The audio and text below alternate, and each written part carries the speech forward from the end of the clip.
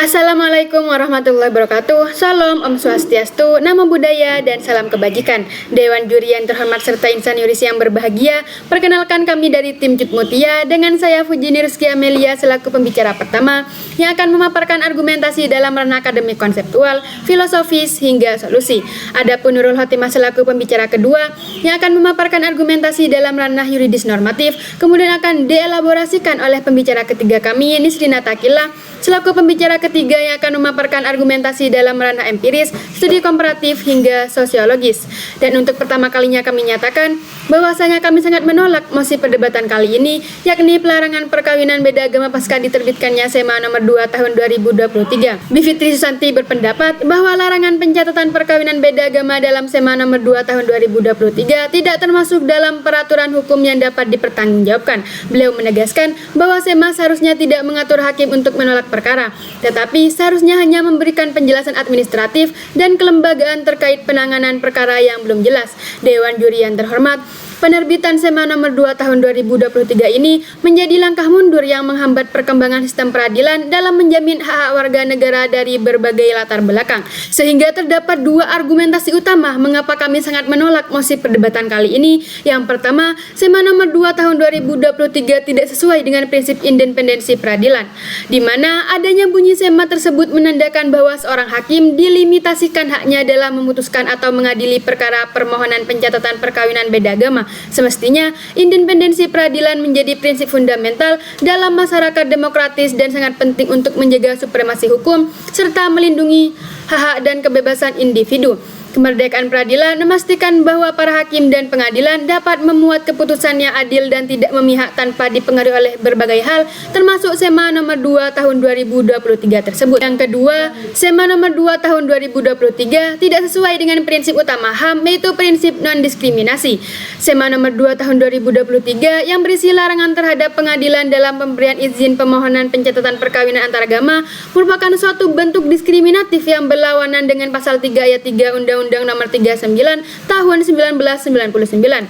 Salah satu prinsip utama HAM yaitu prinsip non-diskriminasi. Artinya, setiap individu harus diperlakukan secara adil dan setara tanpa harus memandang agama, kepercayaan, suku maupun budayanya. Larangan pencatatan perkawinan yang terdapat dalam SEMA nomor 2 tahun 2023 dinilai melanggar prinsip HAM sebagai bentuk diskriminasi terhadap pasangan dengan agama berbeda yang akan menikah. Adapun solusi yang kami gagaskan, yaitu pemerintah bisa mempertimbangkan pembentukan peraturan yang spesifik tentang pencatatan perkawinan beda agama dengan pengaturan jelas terkait hak dan kewajiban pasangan, status anak, serta aspek warisan tanpa harus memberlakukan larangan total.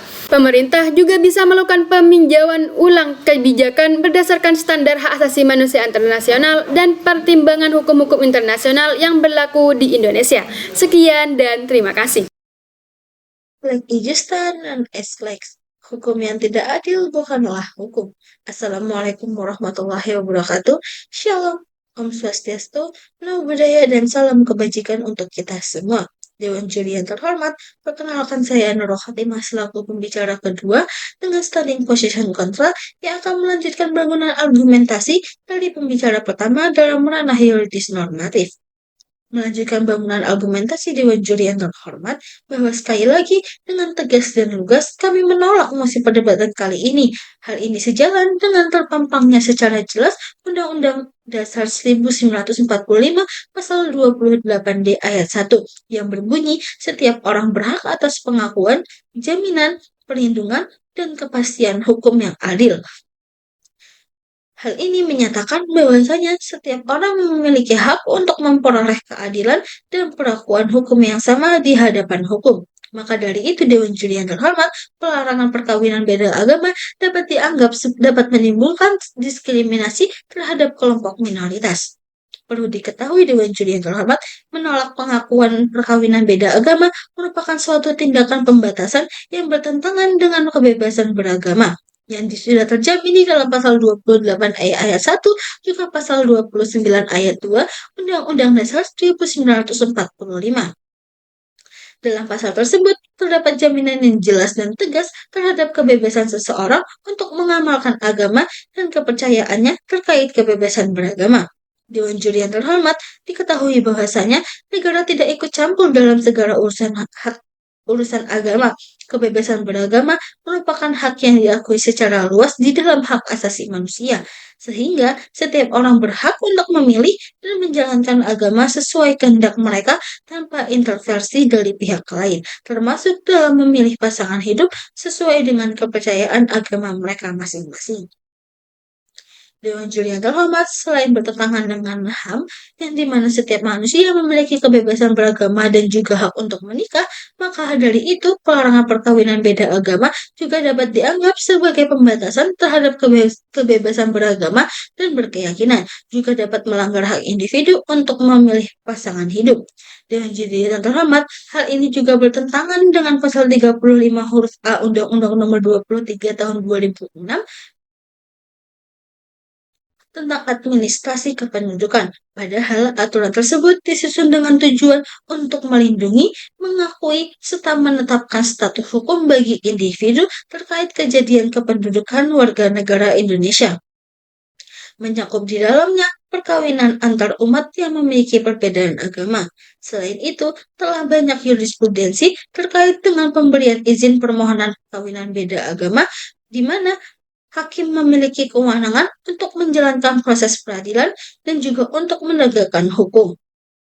Dewan Juri yang terhormat, Bivitri Santi, seorang pengajar dari Sekolah Tinggi Hukum Indonesia, mengungkapkan bahwa SEMA nomor 2 tahun 2023 bukanlah petunjuk, melainkan lebih berperan dalam mengatur bagaimana hakim seharusnya mengambil keputusan dalam suatu perkara. Dan itu, penerbitan SEMA ini juga tampaknya seakan-akan menganulir ketentuan dalam pasal 34 dan juga pasal 35 Undang-Undang nomor 23 tahun 2006 tentang administrasi kependudukan. Selain itu, Dewan Juri yang terhormat, Usman Hamid selaku Direktur Eksekutif Amnesty International Indonesia juga berkata bahwa SEMA nomor 2 tahun 2023 yang diterbitkan oleh Mahkamah Agung sebaiknya dicabut atau direvisi kembali karena SEMA tersebut tidak selaras dengan berbagai norma HAM. SEMA tersebut juga dinilai telah membatasi hak-hak setiap individu. Hal ini ditegaskan dalam Undang-Undang Nomor 39 Tahun 1999 tentang Hak Asasi Manusia yang telah menjamin hak-hak setiap individu, termasuk untuk membentuk keluarga, sebagaimana yang tercantum dalam pasal 10 ayat 1 undang-undang tersebut. Dewan Juri yang terhormat, adapun seorang komisioner Komnas Perempuan yang bernama Dewi Kanti juga mengungkapkan bahwa SEMA nomor 2 tahun 2023 telah mencerminkan penolakan dan kelalaian lembaga negara dalam memenuhi kewajiban konstitusional dan hukum warga negara, serta hal ini juga merupakan bagian dari contoh bentuk diskriminasi lembaga negara dalam konteks perkawinan. Sekian yang bisa saya sampaikan, selanjutnya akan dielaborasi oleh pembicara ketiga dari tim kami. Sekian, wassalamualaikum warahmatullahi wabarakatuh. Assalamualaikum warahmatullahi wabarakatuh. Shalom, Om Swastiastu, Namo Buddhaya, dan salam kebajikan bagi kita semua. Dewan Juri yang terhormat serta insan yuris yang berbahagia, saya, Nisrina Takila dari tim Cut Mutia, sebagai pembicara ketiga, dengan standing position kontra, dengan tegas, lugas, dan jelas, menolak mosi perdebatan kita kali ini, yakni mengenai pelarangan perkawinan beda agama pasca diterbitkannya SEMA nomor 2 tahun 2023. Dewan Juri yang terhormat, tidak banyak orang tahu bahwa sebenarnya pernikahan dengan agama yang berbeda dapat mengajarkan budaya dan juga meningkatkan toleransi dan menawarkan perspektif yang lebih luas antara satu sama lain. Dewan Juri yang terhormat, dalam aspek sosiologis, pada poin toleransi keagamaan dalam pernikahan beda agama dapat diketahui bahwasannya pernikahan beda agama dapat meningkatkan toleransi antar umat beragama. Hal ini menciptakan ruang untuk dialog antar budaya dan memperkuat keragaman dalam masyarakat. Contohnya seperti yang terdapat di beberapa daerah. Pasangan beda agama yang menikah seringkali menjadi contoh harmonis dalam beragam kegiatan sosial, seperti acara budaya dan perayaan pada hari raya. Selain itu, dari segi empiris, banyak sekali individu yang merasa bahwa menikahi seseorang dari agama yang berbeda dapat memperkaya pengalaman hidup mereka, serta membantu mereka belajar tentang kepercayaan dan tradisi yang berbeda. Contohnya, seperti pasangan yang berasal dari latar belakang agama yang berbeda, dapat mengadopsi praktik spiritual masing-masing yang memperkaya kehidupan mereka secara bersama. Dewan juri yang terhormat, pernikahan beda agama memiliki potensi untuk menciptakan masyarakat yang lebih toleran dan harmonis. Contoh kasus di Indonesia menunjukkan bahwa meskipun ada tantangan, pasangan dapat menemukan cara untuk berkomunikasi dan saling menghormati, yang pada akhirnya memperkaya kehidupan mereka dan lingkungan sekitar. Seperti kasus yang terdapat di Pulau Bali, yaitu pasangan beda agama antara seorang pria yang beragama Hindu dan wanita beragama Islam menghadapi tantangan rumah tangga, tetapi mereka berhasil mengatasi konflik rumah tangga mereka dengan berkomunikasi dengan baik. Mereka membuat kesepakatan dalam pengasuhan anak dan merayakan perayaan keagamaan masing-masing. Pasangan ini menjadi inspirasi bagi orang lain di sekitarnya tentang bagaimana pernikahan beda agama dapat berjalan dengan baik. Dewan juri yang terhormat, dalam aspek sosial terdapat 2 poin pembahasan. Yang pertama, tentang kebahagiaan pasangan. Banyak pasangan yang menikah beda agama dapat mencapai kebahagiaan yang sama seperti pasangan yang memiliki keyakinan yang sama. Mereka dapat memilih untuk mengalah dan tunduk pada keyakinan suami ataupun istri, seperti yang dilakukan oleh Marianne Ninjo dan Widana Made, tanpa mempersoalkan keyakinan anak mereka di masa depan. Dan yang kedua, tentang kemampuan adaptasi. Pasangan yang menikah beda agama seringkali memiliki kemampuan adaptasi yang sangat tinggi. Mereka dapat menemukan cara untuk hidup bersama meskipun memiliki perbedaan keyakinan yang signifikan. Hal ini dapat membantu mereka dalam membangun keluarga yang harmonis dan bahagia.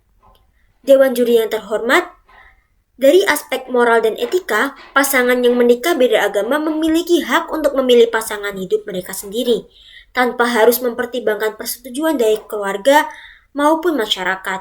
Hal ini mempertahankan nilai-nilai demokrasi dan kebebasan pribadi atau bisa dipersingkat menjadi kemerdekaan pribadi. Dan pernikahan beda agama dapat menjadi contoh penghargaan terhadap perbedaan keyakinan dan budaya.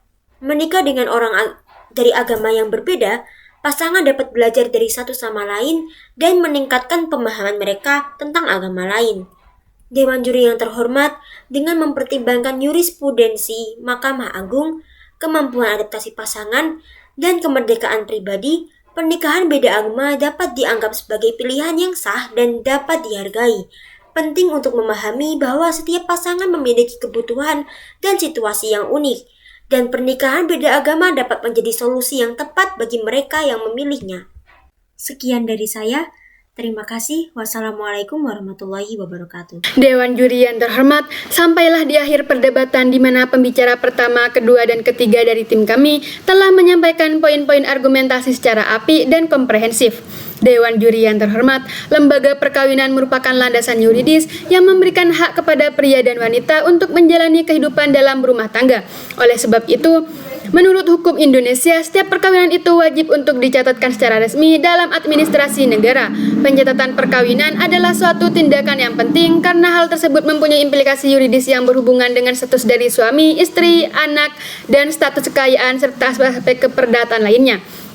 Berdasarkan hal tersebut, negara berkewajiban untuk benar-benar menjamin hak setiap warganya. Hak asasi manusia bukan hanya diakui secara absolut, tetapi juga harus dihargai dan dipertahankan secara maksimal karena itu merupakan bentuk penghormatan terhadap prinsip-prinsip HAM. Pemerintah berkewajiban untuk melindungi, menghormati, menerapkan, dan juga mengembangkan hak asasi manusia sehingga menjadi norma yang diterima oleh masyarakat sebagai dasar bagi kehidupan bersama. Sehingga terdapat 2 argumentasi mengapa kami menolak mosi perdebatan kita kali ini. Yang pertama, SEMA nomor 2 tahun 2023 tidak sesuai dengan prinsip independensi peradilan. Yang kedua, SEMA nomor 2 tahun 2023 tidak sesuai dengan prinsip utama HAM, yaitu prinsip non-diskriminasi. Adapun solusi yang kami gagaskan, yakni pemerintah bisa mempertimbangkan pembentukan peraturan yang spesifik tentang pencatatan perkawinan beda agama dengan pengaturan jelas terkait hak dan kewajiban pasangan, status anak, serta aspek warisan tanpa harus memberlakukan larangan total. Selanjutnya, pemerintah bisa melakukan peninjauan ulang kebijakan berdasarkan standar hak asasi manusia internasional dan pertimbangan hukum-hukum internasional yang berlaku di Indonesia. Sehingga sampai akhir argumentasi pun kami tetap berada pada garda terdepan untuk menolak mosi pelarangan perkawinan beda agama pasca diterbitkannya SEMA nomor 2 tahun 2023. Sekian dan terima kasih.